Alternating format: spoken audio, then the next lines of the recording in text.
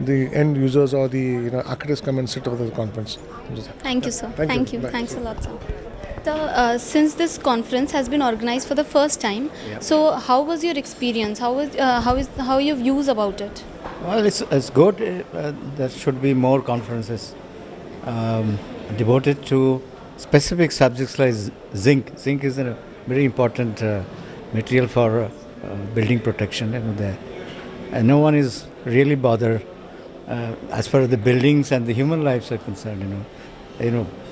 Okay, automobile industries and other things. That's one part of life. But first, we have to live in houses, live in buildings. We have to work in buildings, and those have to be well protected. Their lifespan has to be increased substantially, so that their serviceability, that means their maintainability, is very high. That means they won't need any maintenance at all. So for that, you need specific products. Coating like zinc coating and those things are there. Great, sir. Great. So, another question also. Sir, has this conference benefited to you and your esteemed organization?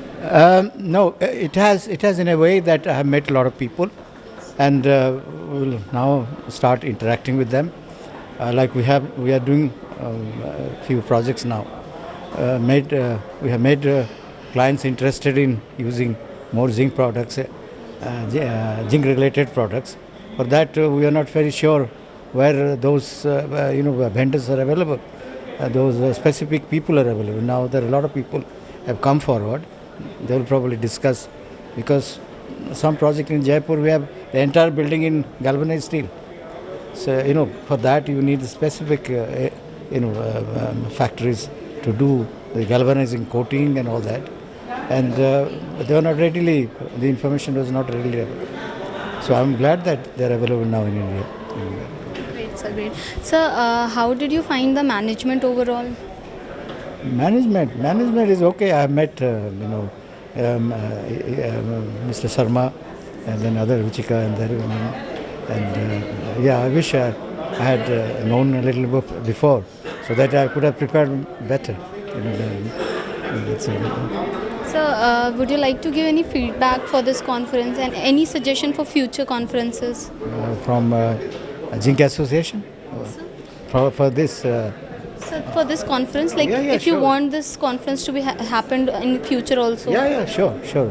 At least once in 2 years. And so, any suggestions that you would like to give for any amendment? There should be a participation of more people from building industry, which is not there at all. It's just somebody. I think there are only 4 or 5 people out there, and there should be more people there. Like contractors and their architects, their consultants in there. So they're aware of all this. There has to be more interaction between the industry and the people who are custodians of that. If I don't understand, I will not be able to convey that to and relate to in construction. Relate to. Thank you. Thanks a lot, sir. Thank you.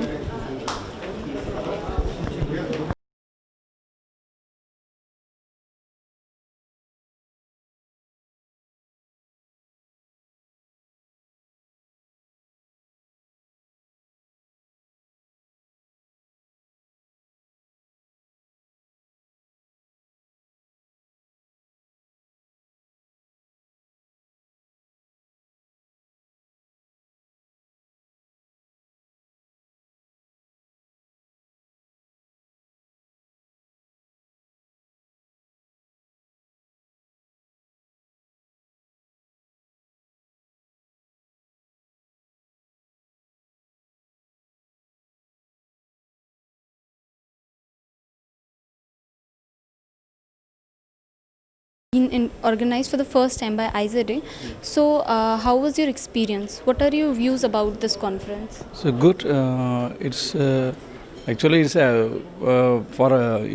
is International Zinc Organization. The galvanizing alertness should be actually first time we have attended this. It's the first time also they are organizing.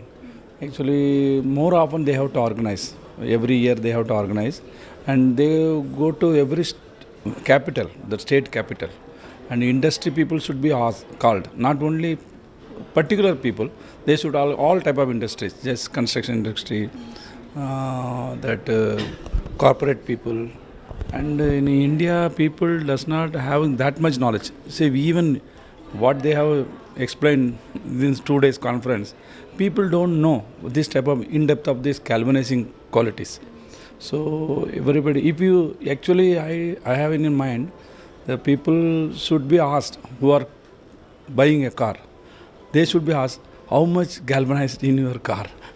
That type of question should ask to get the awareness. See, people don't know how much their anti-corrosive properties are available in them.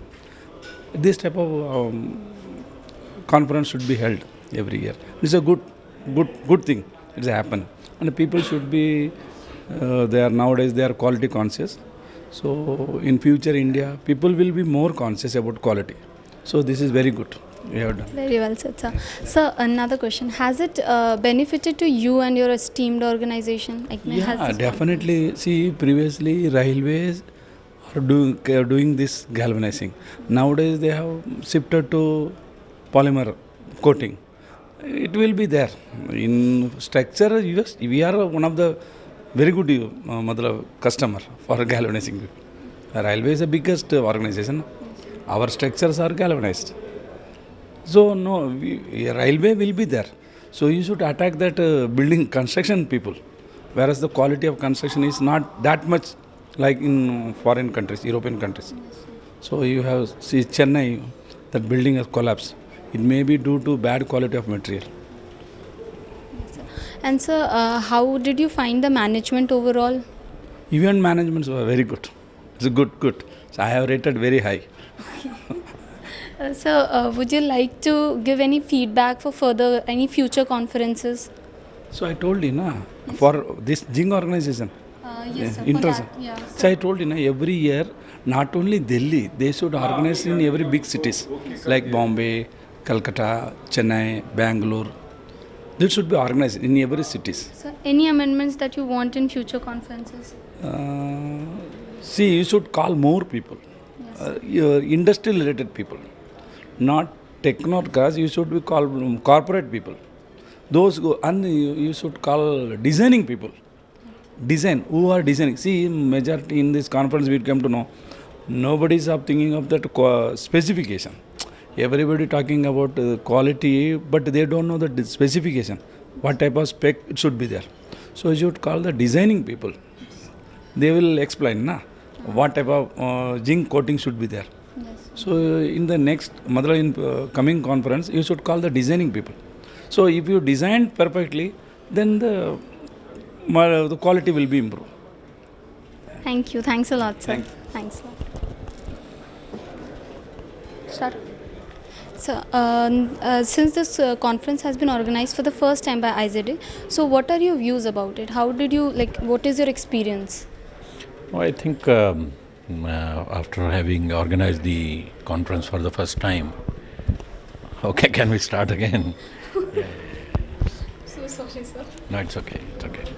Yeah, although this conference has been, organized for the first time in the country, so the kind of response we have seen, the kind of participation we have seen, and the way the people are interacting, I think it must have benefited the zinc community or the galvanizing community to a very large extent. And the way the host of the topics have been discussed, I think it was a great enriching experience for everybody around. So it did benefited, so that omits my second question. It did benefited to everyone, so it omits my second question because I was asking the same. And my another question is, how did you find the management overall? The management was excellent. The event was great. Right from the time this inauguration function was there, and up to the entertainment program in the evening, the kind of food, the responses of the people. It was a fabulous show. I think the people would be excited to participate in this event every year. So would you like to give any feedback or any suggestions for any future conference, if for Zinc Association, if conference is going to be held further? So would you like to give any future I think along with the galvanizers, if the users are also invited, like the concrete technologist or the structural engineer, like you must have seen the session, one of the session which was in which the prefabricated structure technologists or the architects have participated. It had huge response. So if it could be a collaborative or a participative, the function or the event in which the user and the manufacturer, the Hindustan Zinc, the galvanizers, technologists, and where actually it impacts. And of course, we have invited a lot of government officials who have a key role to play in the decision making and the making the regulations. But it could be more participative in future years. Thank you, sir. Thanks a lot, sir. This conference has been organized by IZA and for the first time. So, what are your views about it? I would say it's very nice. I mean, we never knew such a conference is taking place. Maybe we would have had a better, more number of delegates out here, which we didn't know probably. But yeah, next time onwards, we will be surely keep track of this because it's quite relevant to our industry. So, yes, definitely. Sir, has this conference benefited to you and your organization? Largely, the topic which I referred today is big eye-opener for our organization. We were completely taken aback when the topic was given. We weren't promoting it before. Oh, it's high time probably we'll have to do this for this industry. So yes, we probably missed some of the sessions yesterday, but really regret that we had missed that. Yes. And sir, how did the management, how did you find the management overall? Yeah, it's very good. It's very brilliantly being done. That's what I'm saying. We missed a lot. I think we should have attended both the days event, and probably next time we wouldn't. It's nicely organized. Congratulations. Thank you, sir. And sir, would you like to give some feedback for any future conferences, like for Zinc Association only? And in terms of feedback in the sense of what? Any suggestions that you would like to give? I think probably the reach was missing. We weren't aware till we got an invite on this. We weren't aware of such a conference taking place. Probably just needs a bit more reach on the construction industries. Maybe we'll get a better participation out there, and far more better things need to be worked out of this galvanizing. Yes, in that case, I say yes. A bit of reach is missing. Thank you, sir. Thanks a lot, Thanks. sir. Pleasure. Thank you. Thank you.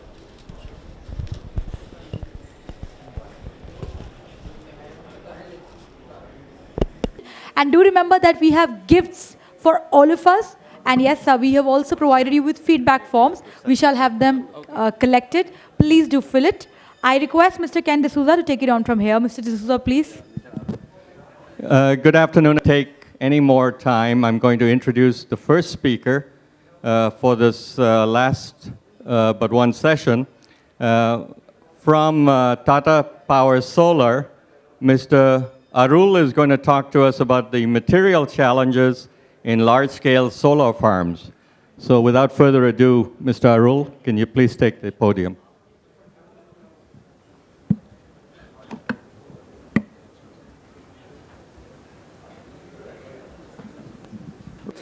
I thought when Ruchika called me and asked if you want to speak in the Galvanization Association about zinc and what are the issues or what are the opportunities, I said that's great because I've struggled to sell zinc-coated material to my customers in India in multiple ways. And there's so many questions, and I am certainly not an expert in this area, but I have learned as much as I can.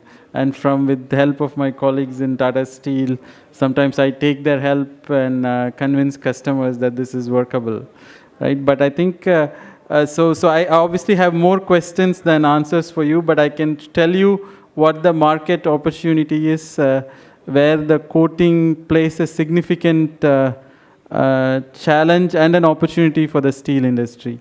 And if you have the right coatings, I think we can get to a good, effective solution from a solar perspective, right? I think just a quick overview, Tata Power Solar, is a company. We are present in all the segments of the solar value chain. We do module manufacturing.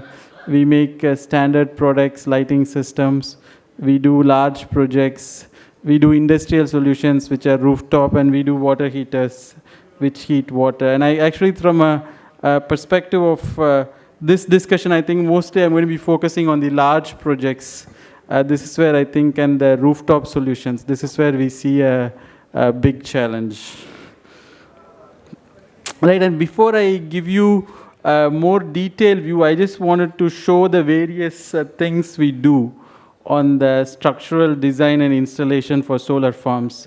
So because these structures, just to give you an idea, these projects last for 25 years out in the field, right, exposed to all the various elements. And the solar modules are designed for 25 years.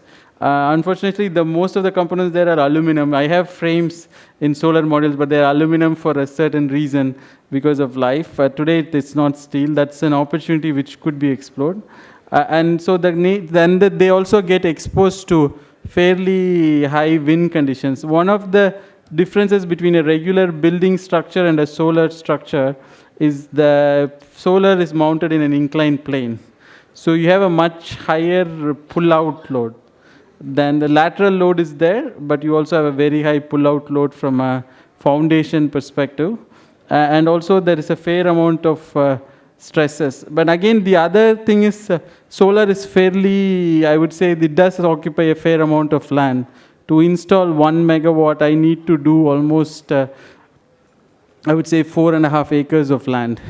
Right? And these structures are mounted probably in half the land area, because to avoid shadows, we leave a spacing in between.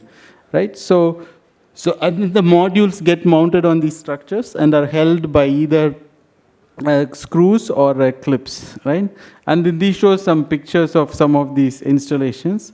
And the other area is the foundations. So you do the foundations typically, of course, you can always do a concrete foundation. But if you imagine in a single megawatt, you have almost 2,000 foundations, or 1,500 to 2,000 foundations. And if you were to do a concrete foundation, then the challenge is, again, time, installation time, the speed of execution, all those are impacted, right? So quite often we go with the ramming solutions, where we directly ram the steel structure into the soil, right? And sometimes we use coated tubes, galvanized tubes, hot dip galvanized tubes, which can be rammed in. Sometimes we ram the structure, which is either I-beam, directly into the soil, right? And currently, one of the things we innovated in Tata International was to use rebars, right? Because we use the rebars, we have evolved a solution where we can use rebars in rock, where we drill into the rock, pour grout, and put the rebar in. Or we have a screw which is attached to the rebar, and then we auger the screw in, right? And then in sand also the auger method works, because you need the load. And some soils, again, rebar also becomes quite challenging, because if it is a salt pan or some other kind of a soil, then I need to think of a coated rebar, right? Again, and the one advantage rebar has over a tube is typically a 100 millimeter tube with a 3.5 millimeter thickness and a hot dip galvanization of 100 microns, right?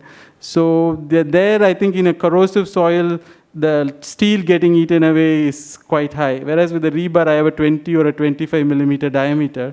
The impact of corrosion, even it is high, I can afford to go with a bigger size rebar and address it. But still, there are some soils which we cannot do. So one of the challenges I face, for example, as an engineer, is one thing is to see how these, to convince customers this rebar will last for this, given this pH of the soil, given this conditions, right? And I probably scrambled for a lot of research. But I have to say one thing, since I'm here in the Zinc Association meeting, I think the information is not well documented for me to go and convince people, right? I have had to search in many different sites, like what is the, particularly in the underground corrosion of rebars or coated rebars or galvanized components, right? I think that information is fairly difficult to obtain, and there is no clear answer where I can refer to or a document I can refer to, right? This is one area I think, as I said, I have more questions than answers, but a lot of times, and we deal with a whole bunch of third parties, the who's who in India, whether it's Shaw and Talati or TCE, right? And everyone has a different question, and we've gone through multiple ones and convinced them of our designs, but every time it's not a trivial case to go and convince people. So that's one area of help, I think, or some innovative thing where I can have this thing would be very helpful on below the ground performance of coated steel structures. I think that's an area there's definitely a lack of clarity for people who are not an expert in this field, and I think a helpful expertise would be very helpful. Right, and these are I just want to give you what these structures looks like, and of course, just to give you an idea, because I think it's important for you to understand. You can see these, I'm not sure there's a pointer here. Okay, fine. This you can see the foundations here. These are rod foundations with concrete collars. The rods are used to address the pull-out, and the concrete is used to address the lateral load, right? And then these structures typically are purlins. So we have various purlins of different sizes, C sections with the curved, the U type thing. So these purlins are basically attached with the bolts fasteners of the farm, and in turn increases the cost of electricity, right? So my desire here is always to get a coating with as thin a structure as possible.